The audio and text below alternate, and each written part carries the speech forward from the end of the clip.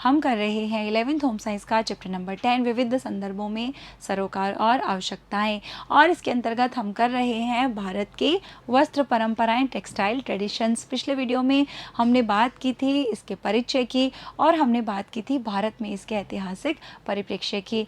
आज के वीडियो में हम बात करेंगे 3 मुख्य रेशों की, जिनमें है हमारा कपास, ऊन और रेशम। तो आइए शुरू करते हैं। सबसे पहले हम बात कर लेते हैं कपास की। देखिए, पारंपरिक रूप से भारतीय कपड़े का उत्पादन 3 मुख्य प्राकृतिक रेशों के साथ जुड़ा हुआ है, कपास, रेशम और ऊन। बच्चों, आपको याद हो तो हमने हमारे 5th चैप्टर में बात की थी क्लासिफिकेशन की, वर्गीकरण की।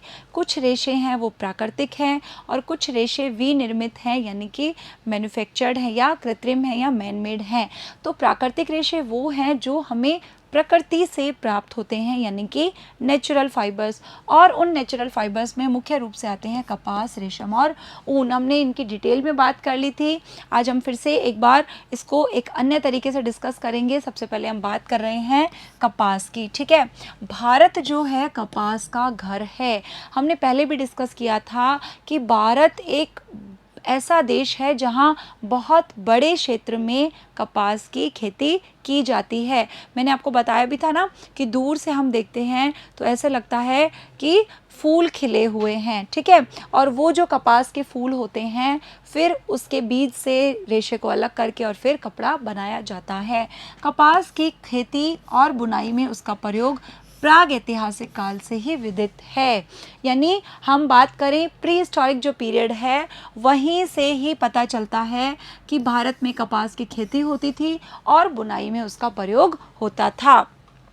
अब यहाँ जो विकसित कताई थी, यानी भारत में जो विकसित कताई और बुनाई की तकनीकें थी, उनसे ऐसे कपड़े बनाए गए जो बहुत ही बारीक थे, यानी बिल्कुल फाइनेस्ट फैब्रिक, और अलंकृत होने के कारण ये प्रसिद्ध हो गए। यानी फाइनेस्ट और डेकोरेटेड फैब्रिक थे, इसके कारण ये पूरे के पूरे विश्व में प्रसिद्ध हो गए, ठीक है। कपास का चलन भारत से सारे संसार में फैल गया। सबसे पहले कपास की खेती कहाँ हुई थी? भारत में हुई थी, और आज भी बहुत बड़े क्षेत्र में भारत में कपास की खेती की जाती है। और फिर क्या हुआ, ये जो कपास था वो भारत से पूरे वर्ल्ड में, पूरे संसार में फिर फैल गया, ठीक है। कपास का व्यापार होता था, ठीक है। अब इस बिजनेस की जानकारी हमें कैसे पता चलती है कि भारत में कपास का बिजनेस था? इस बात की जानकारी बेबीलोन के प्राचीन देश में पुरातात्विक खुदाई से मिली हड़प्पा की जो मोहरें हैं उससे पता चलता है। देखिए, हमने हिस्ट्री में 10th में अलग अलग सभ्यताओं के बारे में पढ़ा है, ठीक है। तो जब हड़प्पा की खुदाई की गई तो वहाँ पर जो मोहरें मिली थी, उनसे हमें पता चलता है कि भारत में कपास का बिजनेस होता था, व्यापार होता था। जब रोमन और जो ग्रीक लोग थे, उन्होंने कपास को पहली बार देखा तो वो सरप्राइज्ड हो गए थे, हैरान हो गए थे, और उन्होंने इसे क्या नाम दिया था? उन्होंने कहा था इसे पेड़ों पर उगने वाली ऊन। उन्होंने ये समझा ये एक ऐसी ऊन है जो कहाँ पर उगती है?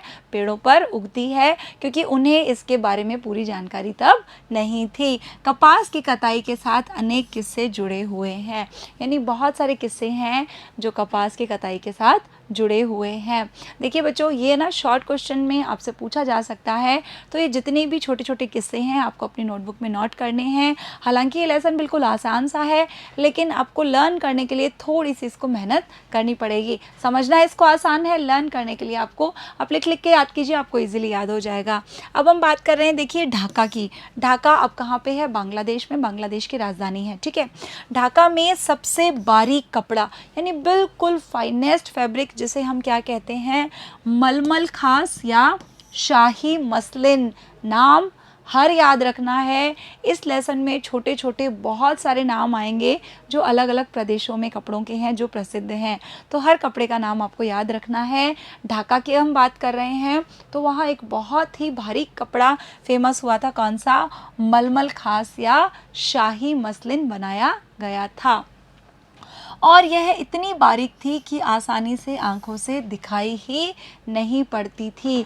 इसे पूछा जा सकता है प्रश्न में, मलमल खास की विशेषताएं बताइए, तो आप लिखेंगे कि ये इतनी ज़्यादा बारीक थी, इतना फाइनेस्ट फैब्रिक था, ऐसा लगता था आंखों से तो ये दिखाई ही नहीं पड़ रहा।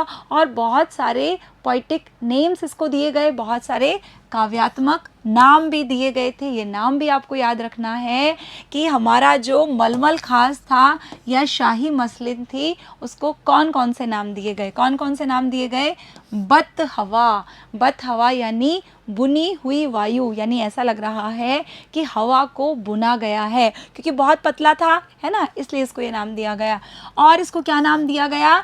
आबे रवा, आबे रवा यानी फ्लोइंग वाटर, बहता हुआ पानी। और इसको क्या नाम दिया गया? शबनम, शबनम यानी कि शाम की ओस। ये तीनों नाम इसको दिए गए थे, ये आपको लर्न करने हैं। किसके नाम है ये?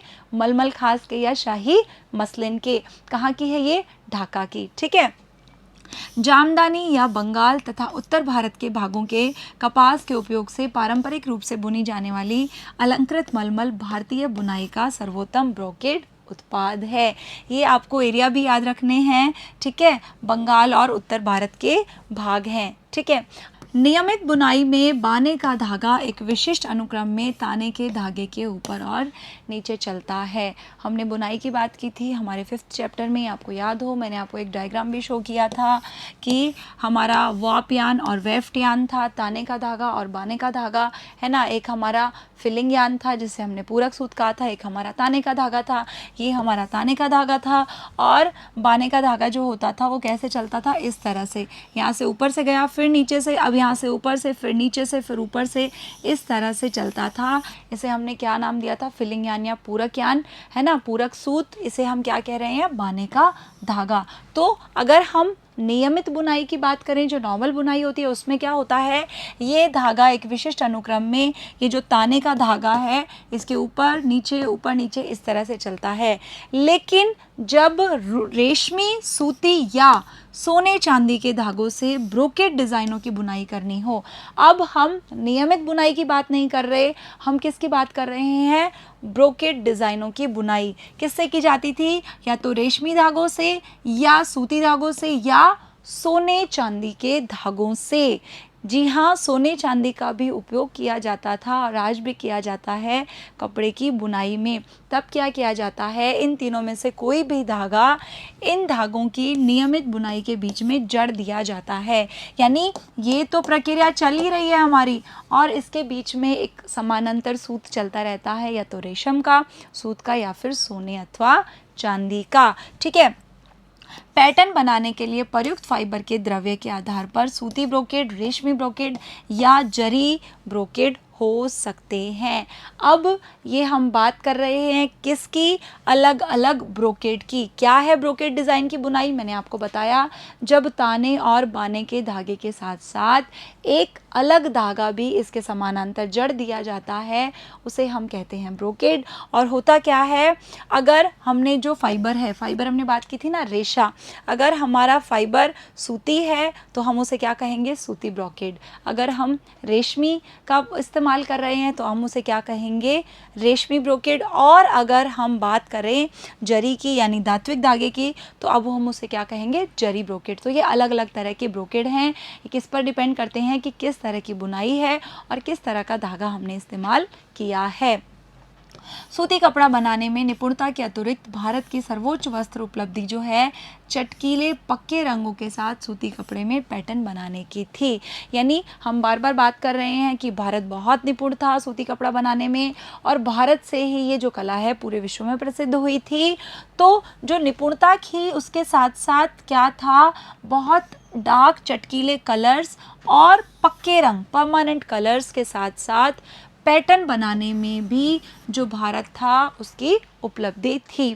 बच्चों देखिए, अभी मैंने जो आपको ताना बाना ये सब चीज़ें समझाई है, आपको तब तक समझ नहीं आएंगी जब आप 5th पार्ट का वीडियो नहीं देखेंगे। आप एक बार 5th पार्ट का वीडियो देख लीजिए, आपको आसानी से समझ आ जाएगा हमारा वाप यान, वेफ्ट यान, फिलिंग यान, ये सारी चीज़ें, ठीक है। अब क्या हुआ, 17वीं शताब्दी तक केवल भारतीय ही सूत को रंगने की जटिल प्रक्रिया में पारंगत थे। यानी हम बात कर रहे हैं 17वीं सेंचुरी की, तो 17वीं शताब्दी तक केवल और केवल इंडियंस को ही आता था कि सूत को कैसे रंगना है, क्योंकि ये एक जटिल प्रक्रिया थी और जो इंडियंस थे वो इसमें एक्सपर्ट थे, इसमें पारंगत थे। ठीक है, जो केवल सतह पर रंजकों का लगाना ही नहीं था, बल्कि वो पक्के और स्थायी रंग भी बनाते थे। यानी इंडियंस इतने एक्सपर्ट थे कि वो एक परमानेंट और फास्ट कलर्स कपड़ों पर लगाना जानते थे। यूरोपीय फैशन और बाज़ार में भारतीय छीट, यानी जिसे हम कहते हैं छपाई और चित्रकारी वाला सूती कपड़ा, उसने क्रांति ला दी थी। यानी जब भारतीय छीट मार्केट में आया था तो पूरे के पूरे बाज़ार में, यूरोपीय फैशन में एक तरह की क्रांति आ गई थी, क्योंकि ये एक अलग तरह का कपड़ा था जिस पर छपाई थी और चित्रकारी की हुई थी। अभी हम सूती कपड़े की बात कर रहे हैं। और भारतीय शिल्पकार थे जो संसार के सर्वोत्तम रंगरेज थे, यानी कि उन्हें वर्ल्ड का बेस्ट डायर माना जाता था। सूत की बुनाई सारे भारत में होती है, पहले भी होती थी और आज भी होती है ना।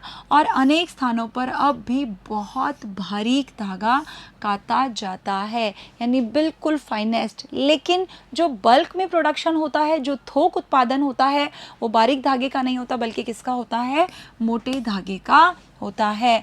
अब विविध उत्पाद अलग अलग डिज़ाइनों और रंगों में बनाया जाता है और देश के विभिन्न भागों में उसका विशिष्ट प्रयोग होता है। अब हम बात कर लेते हैं हमारे अगले रेशे की, जो कि है रेशम, यानी कि सिल्क। मैंने आपको 5th लेसन में बताया था कि रेशम हमें कैसे प्राप्त होता है। जल्दी से आप मुझे बताइए, रेशम किस तरह का रेशा है? रेशम हमारा प्राकृतिक रेशा है, नेचुरल फाइबर है, और ये हमारा प्रोटीन फाइबर है, क्योंकि ये हमें किससे प्राप्त होता है, जंतु के स्त्राव से, एनिमल सेक्रेशन से, है ना। और मैंने आपको एक कहानी भी बताई हो, आपको याद हो तो, रेशम का जो मूल था वो किस में था, चीन में। चीन की जो राजकुमारी है वो गार्डन में बैठकर चाय पी रही थी और अचानक से वो जिस गार्डन में, जिस पेड़ के नीचे वो बैठी थी, वहाँ से रेशम के कीड़े का जो कोकून था वो उसकी चाय में गिर गया और अचानक उसने देखा कि इस धागे से तो वस्त्र बनाया जा सकता है। फिर उसने वो वस्त्र राजा को भेंट किया, राजा बहुत खुश हुआ और तभी से चीन में रेशम की खोज हुई थी। ये एक कहानी है जो मानी जाती है रेशम की खोज से। हम बात कर रहे हैं इसकी भारतीय संदर्भ में, ठीक है। भारत में रेशम के कपड़े प्राचीन काल से ही बनाए जाते हैं। आप अपनी मम्मा की या अपनी ग्रैंड माँ की या फैमिली में किसी की भी सुंदर सुंदर चमकीली जो साड़ियाँ देखते हैं, जो शादी ब्याह में या किसी खास मौके पर पहनी जाती हैं, वो सुंदर और चमकीली साड़ियाँ किसकी बनी होती है, रेशम की। क्योंकि रेशम का जो रेशा होता है उसकी चमक बहुत अच्छी होती है, उसका जो तंतु है बहुत लंबा होता है, ठीक है। हालांकि रेशम का मूल चीन में था, परंतु कुछ रेशम का प्रयोग भारत में भी किया गया होगा। और रेशम की बुनाई का जो उल्लेख है वो ईसा पूर्व 3री शताब्दी में मिलता है। हिस्ट्री की अगर हम बात करें तो ईसा पूर्व 3री शताब्दी में भी हमें रेशम की बुनाई का उल्लेख मिलता है। भारतीय और चीनी रेशम में भेद किया गया है और रेशम की बुनाई केंद्र राज्यों की राजधानियों, तीर्थ स्थलों और व्यापार केंद्रों के निकट विकसित हुए थे। हमसे अगर पूछा जाए कि रेशम के जो बुनाई केंद्र हैं वो कहाँ पर विकसित हुए थे, तो राज्यों की जो राजधानियाँ थी, तीर्थ स्थल थे और जो व्यापार केंद्र थे उनके निकट पे ये विकसित हुए थे, ठीक है। बुनकरों के प्रवास से अनेक नए केंद्र विकसित और स्थापित हुए। देखिए, जो ये रेशम की बुनाई जानते थे लोग, जो बुनकर थे, वो अलग अलग स्थानों पर जाते रहते थे, तो उनके प्रवास से जहाँ पर वो जाते थे वहाँ पर अनेक नए नए केंद्र फिर स्थापित होते गए। हमारे देश के विभिन्न प्रदेशों में रेशम की बुनाई की विशिष्ट शैलियाँ हैं। हम बात कर रहे हैं इंडिया की, तो कौन कौन सी शैलियाँ प्रसिद्ध हैं? उत्तर प्रदेश में वाराणसी के विशेष शैलियों में बुनाई की एक प्राचीन परंपरा है। उसका अत्यंत लोकप्रिय उत्पाद है ब्रोकेड या किन ख्वाब। बहुत इंपॉर्टेंट क्वेश्चन है, आपसे पूछा जा सकता है किन ख्वाब कहाँ प्रसिद्ध है और किन ख्वाब क्या है। देखिए, किन यानी कि गोल्डन, ख्वाब यानी कि ड्रीम। आपकी बुक में नहीं दिया हुआ है, इसे नोट कर लेना। हम जानते हैं किन ख्वाब के बारे में और ज़्यादा। तो देखिए इसकी जो शोभा थी और इसका जो लालित्य था, यानी कि ये इसकी जो एलिगेंस थी कपड़े की, स्किन ख्वाब की जो डिज़ाइन थी, इसकी जो शोभा थी और इसकी जो चमक थी और इसकी जो भारी कीमत थी, यानी ये जो कपड़ा था ब्रोकेड, ये बहुत ज़्यादा महंगा था। और इन्हीं चीज़ों ने इसको किसका नाम दिया? किन ख्वाब का। यानी कि किन ख्वाब का अर्थ क्या हुआ? ऐसी वस्तु जिसका आदमी सपना भी नहीं देख सकता, या ऐसा कपड़ा जो प्राय सपने में भी दिखाई नहीं देता। किन यानी गोल्डन, ख्वाब यानी ड्रीम, ठीक है। तो यानी स्वर्णिम, ये है किन ख्वाब। आपसे पूछा जा सकता है किन ख्वाब के बारे में लिखिए, तो ये सारी डिटेल्स आपको लिखनी है कि किन ख्वाब का अर्थ क्या होता है, या इसे किन ख्वाब नाम क्यों दिया गया। क्यों दिया गया? इसकी जो एलिगेंस थी, शोभा थी, या इसकी जो कॉस्ट थी, यानी ये महंगा था, इसलिए इसको किन ख्वाब नाम दिया गया। पश्चिम बंगाल की अगर हम बात करें तो अपनी रेशम की बुनाई के लिए पारंपरिक रूप से प्रसिद्ध है। पश्चिम बंगाल के जो बुनकर हैं जामदानी बुनकर जैसे करघे का प्रयोग करते हैं, यानी कि पश्चिम बंगाल में जामदानी बुनकर जैसे करघे का प्रयोग करके रेशमी ब्रोकेट वाली साड़ी बुनते हैं, और इसे क्या कहा जाता है? बालूचर बूटेदार। आपसे पूछा जा सकता है कि पश्चिम बंगाल में जो रेशमी ब्रोकेड वाली साड़ी है उसे क्या कहा जाता है, या बालूचर बूटेदार किसे कहा जाता है। ठीक है, कहाँ का प्रोडक्ट है ये? वेस्ट बंगाल का। ठीक है, अब हम बात कर रहे हैं, ये जो शैली है मुर्शिदाबाद ज़िले में बालूचर नाम से शुरू हुई थी, इसलिए इसका नाम क्या दिया गया? बालूचर बूटेदार। और अब वाराणसी में भी इसे सफलतापूर्वक बनाया जा रहा है। पहले इसे केवल कहाँ बनाया जा रहा था? मुर्शिदाबाद में, और अब इसको वाराणसी में भी बनाया जा रहा है। यहाँ प्लेन बुने हुए कपड़े को रेशम के बिना बटे धागे से ब्रोकेड किया जाता है। क्या किया जाता है? रेशम का धागा उसको बटा नहीं जाता, यानी बिना ट्विस्टिंग से ही उसको ब्रोकेड किया जाता है। और ब्रोकेड कैसे किया जाता है? हमारा एक ताना का धागा चल रहा है, एक बाने का धागा चल रहा है, और उसके साथ ही रेशम को भी समानांतर चलाया जाता है, उसे हम क्या कहते हैं? ब्रोकेड। इन साड़ियों की सबसे बड़ी विशेषता क्या होती है? उनका पल्लू। पल्लू कौन सा भाग होता है? देखिए, जब साड़ी पहनी जाती है तो जो भाग लटक रहा होता है बिल्कुल खुले में, ओपन में, उसे हम पल्लू कहते हैं। ठीक है, लड़कियों को तो बहुत अच्छी तरह से पता होगा, है ना। तो ये जो साड़ियाँ थी उनकी सबसे बड़ी विशेषता क्या थी? उनका पल्लू। क्यों? क्योंकि उनमें अनोखे डिज़ाइन होते हैं, और ये जो डिज़ाइन है किसको बताते हैं? वीर कथाओं को, शाही दरबार को, घरेलू दृश्यों को, यात्रा के दृश्यों को, सवारों को और पालकियों के साथ दिखाए जाते हैं। यानी पल्लू जो होता है साड़ी का, उस पर चित्रण किया जाता था। किसका? शाही दरबार का, यात्रा का, वीर कथाओं का, घरेलू दृश्यों का, ये सारे डिज़ाइन साड़ी के पल्लू पर बनाए जाते थे। किनारी और पल्लू में आम के मोटिफ का बहुत प्रयोग किया जाता है। किनारी यानी कि बॉर्डर, तो किनारी और पल्लू है उस पर किसका प्रयोग किया जाता था? आम के मोटिफ का, और आज भी प्रयोग किया जाता है। गुजरात ने किन ख्वाब की अपनी शैली विकसित की है, और बड़ोच और खंबात में बहुत बारीक वस्त्र बनाए गए जो भारतीय शासकों के दरबारों में लोकप्रिय थे। हम अलग अलग क्षेत्रों की बात कर रहे हैं। अहमदाबाद में क्या फेमस थी? अशावली साड़ियाँ। आपसे पूछा जा सकता है, देखिए इस लेसन में से शॉर्ट क्वेश्चंस बहुत सारे बन रहे हैं। ठीक है, अशावली साड़ियाँ कहाँ की प्रसिद्ध थी? अहमदाबाद की। और किस लिए प्रसिद्ध थी? क्योंकि उनकी जो किनारियाँ थी वो किसकी थी? ब्रोकेड की। और पल्लू जो तो किसके थे? ब्रोकेड के थे, इसलिए अहमदाबाद की अशावली साड़ियाँ प्रसिद्ध थी। उनमें भव्य सोने या चांदी की धात्विक पृष्ठभूमि होती है, जिस पर रंगीन धागे से पैटर्न बुने जाते हैं और कपड़े पर मीनाकारी जैसी छवि आ जाती है। देखिए कितनी सरप्राइजिंग सी बात है ना, कि कपड़े में भी सोने चांदी का इतना प्रयोग किया जाता था, और आज भी किया जाता है। तो जब ये प्रयोग किया जाता था, जो बैकग्राउंड बनाया जाता था वो किसका बनाया जाता था? सोने या चांदी का। और फिर रंगीन धागे से पैटर्न बनाए जाते थे, और ऐसे लगता था कि कपड़े पर मीनाकारी की गई है। मीनाकारी भी भारत की एक प्रमुख कला है, इसके बारे में हम आगे डिटेल से बात करेंगे। पैटर्न में मानवों, पशुओं और पक्षियों के मोटिव प्राय बना दिए जाते हैं क्योंकि वो गुजराती लोक परंपरा के अभिन्न अंग हैं। फिर अब जो पैटर्न बनाए जाते थे, जिस अभी हमने बात किया ना कि रंगीन धागे से पैटर्न बनाए जाते थे, तो उन पैटर्नों में विशेष रूप से क्या बनाए जाते थे? मानव, पशु और पक्षियों के मोटिव यानी नमूने, है ना, जो बार बार रिपीट किए जाते थे, क्योंकि वो किसका हिस्सा रहे हैं? गुजराती लोक परंपरा का। अब हम बात कर रहे हैं तमिलनाडु की। तो तमिलनाडु में जो कांचीपुर है वो प्राचीन काल से दक्षिण भारत में ब्रोकेड बुनाई का एक प्रसिद्ध केंद्र है। तमिलनाडु का अगर पूछा जाए तो कौन सा फेमस सेंटर है हमारे पास? कांचीपुर। ठीक है। पारंपरिक साड़ियों में ब्रोकेड वाले भव्य पल्लू के साथ पक्षियों और पशुओं के मोटिव होते थे, यानी कि नमूने होते थे। और दक्षिण भारतीय कपड़ों में गहरे रंग जैसे लाल, बैंगनी, नारंगी, पीला, हरा और नीला प्रमुख होते हैं। साउथ इंडिया की हम बात करें तो कौन कौन से रंग थे जो मुख्य रूप से प्रसिद्ध थे? लाल, बैंगनी, नारंगी, पीला, हरा, यानी डार्क कलर्स बहुत ज़्यादा फेमस होते हैं। और महाराष्ट्र में औरंगाबाद के निकट गोदावरी नदी के किनारे स्थित पैठन दक्कन प्रदेश का एक प्राचीनतम नगर है। और ये नगर किसके लिए प्रसिद्ध था? किनारियों और मोटिफों के लिए। यहाँ पर सोने की जड़ाऊ बुनाई वाली रेशम की विशेष साड़ियाँ बनाई जाती थी। यहाँ पर किसका प्रयोग किया जाता था? सोने का, गोल्ड का प्रयोग किया जाता था और सोने के धागों का प्रयोग किया जाता था रेशम की बुनाई के लिए।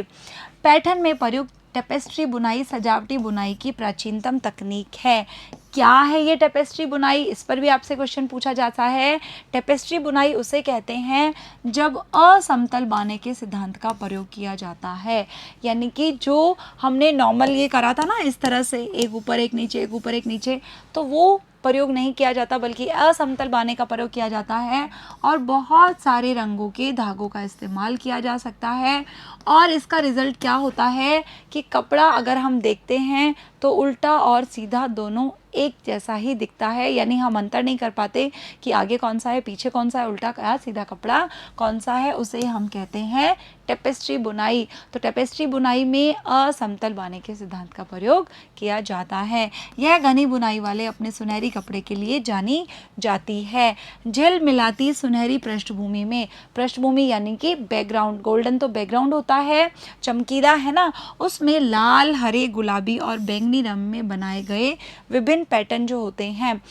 कौन कौन से पैटर्न होते हैं? कलियां बना दी, बूटे बना दिए, फूलों की किनारियां बना दी। वो ऐसा लगता है कि एक ऐसा बैकग्राउंड है, ऐसी पृष्ठभूमि है जिस पर ये बूटे बिल्कुल मणियों की तरह चमक रहे हैं। ऐसा लगता है कपड़े पर बहुत सारी मणियां लगी हुई हैं।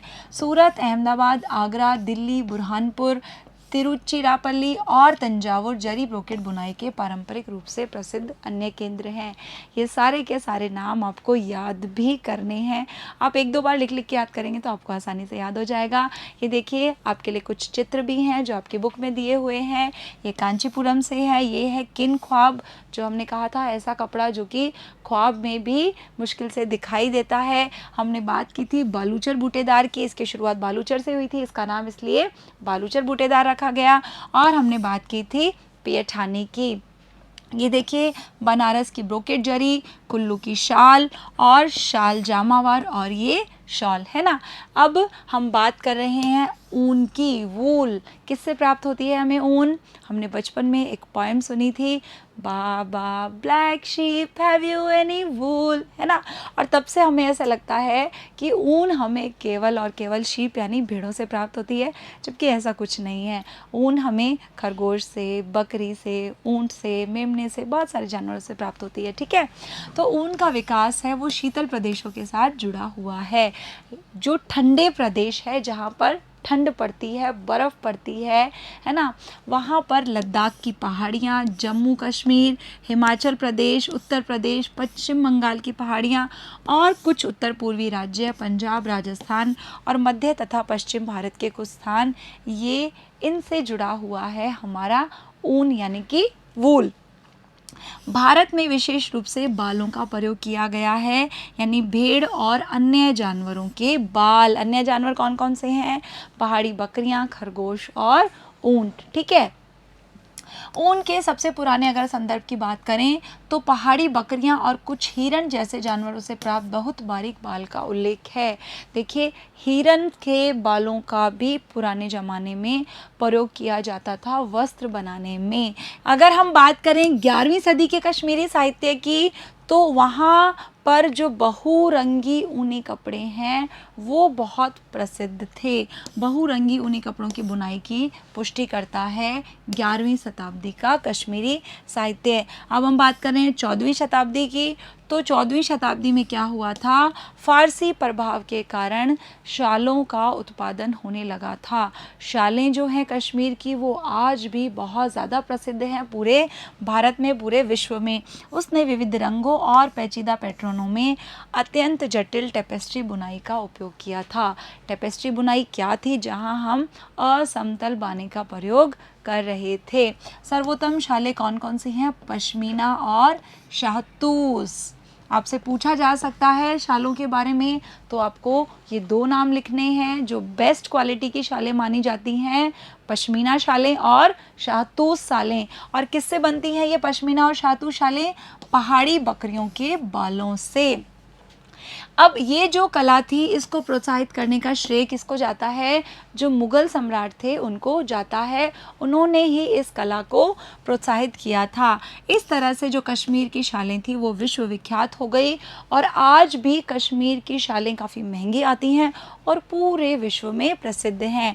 छपाई वाले सूती कपड़ों की तरह 18वीं शताब्दी से यह निर्यात की प्रमुख मद बन गई। यानी जैसे जो प्रिंटेड हमारे सूती कपड़े थे वो बहुत अधिक मात्रा में निर्यात होते थे, उसी तरह से ये जो शॉलें थी ये भी निर्यात की प्रमुख मद बन गई। बाद में शालों पर कशीदाकारी भी की जाने लगी। कशीदाकारी के बारे में भी हम आगे डिटेल से बात करेंगे। शालों के डिज़ाइन कश्मीर की प्राकृतिक सौंदर्य को चित्रित करते हैं। यानी शालों पर जो डिज़ाइन किए गए थे उसमें कश्मीर का जो नेचुरल एनवायरनमेंट था, वहाँ की जो नेचुरल ब्यूटी है उसको चित्रित किया जाता था। कश्मीर बहुत सुंदर है और ऐसा माना जाता है कि धरती पर स्वर्ग के समान है। आम का मोटिफ जिसे पेसली भी कहते हैं, आम के मोटिफ को क्या कहा जाता है, पेसली। शॉर्ट क्वेश्चन बहुत इंपॉर्टेंट है। असंख्य रूपों और वर्ण संयोजनों में दिखाई जाता है। और देखिए, जो हम बात कर रहे थे शालों की, तो जो जामावार शालों की शैली है वो किसने शुरू की थी, अकबर ने। बहुत इंपॉर्टेंट क्वेश्चन है ये भी, शॉर्ट क्वेश्चंस में बहुत अच्छा बनता है कि अकबर ने कौन सी शैली शुरू की थी शालों की, जामावार शैली। या जामावार शैली किसने शुरू की थी, अकबर ने। और ये लंबी लंबी शालें थी, इस प्रकार डिज़ाइन की गई थी। यानी इन शैलों की लंबाई जो थी, ये जो शॉलें थी बहुत अच्छी लंबाई होती थी उनकी। और क्यों होती थी अच्छी लंबाई, या इनकी लंबाई इस तरह से की थी कि वो पोशाक बनाने के लिए भी उपयुक्त हो। जामा यानी कि लबादा, यानी अपने पूरे शरीर पर हम उसको लपेट सकते थे। जामा किसे कहा जाता है, लबादे को। और वार यानी कि लंबाई, तो इसी से बना जामावार। तो अब अगर हम म्यूज़ियम्स की बात करें तो चित्रकारी और पुस्तकों के चित्रों में आपने देखा होगा कि मुग़ल शासक प्राय पेचीदा डिज़ाइनों में चौड़े कंधों वाले परिधान पहनते थे। यानी इस तरह के आपने देखा होगा म्यूज़ियम्स में, चित्रों में उनके कपड़ों को, तो उसी की तरह हम बात कर रहे हैं, उसी की बात हम यहाँ पर कर रहे हैं। हिमाचल प्रदेश की शालें अधिकांशतः सीधी क्षैतिज पंक्तियों, बेडों, धारियों में, जिनमें एक दो खड़ी धारियाँ भी होती हैं, समूहित कोणीय ज्यामितीय मोटिफों में बुनी होती हैं।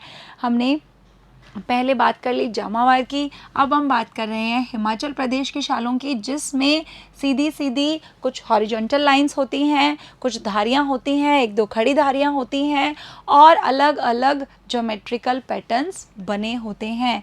कुल्लू घाटी विशेष रूप से शालों और अन्य अनेक ऊनी वस्त्रों की बुनाई, जिसमें पट्टू और दोहरू, उसके लिए ये प्रसिद्ध है। क्या है ये पट्टू और दोहरू, पुरुषों के लिए जो लबादे थे उनको नाम दिया गया किसका, पट्टू और दोहरू का। और हाल ही के वर्षों में अन्य स्थानों पर भी शाल की बुनाई को महत्व दिया जाने लगा है। यानी अब बहुत सारे अनेक ऐसे स्थल बन गए हैं जहां कश्मीर के अलावा भी, हिमाचल के अलावा भी शालों की बुनाई को महत्व दिया गया है। हम उसमें कौन कौन से हैं, पंजाब में अमृतसर, अमृतसर में क्या है, स्वर्ण मंदिर, गोल्डन टेम्पल, लुधियाना, उत्तराखंड और गुजरात का विशेष उल्लेख इसमें किया जा सकता है। तो ये बात थी हमारे 3 मुख्य रेशों की। अगले वीडियो में हम बात करेंगे रंगाई की, डाई की। तो मिलते हैं अगले वीडियो में, तब तक के लिए थैंक यू।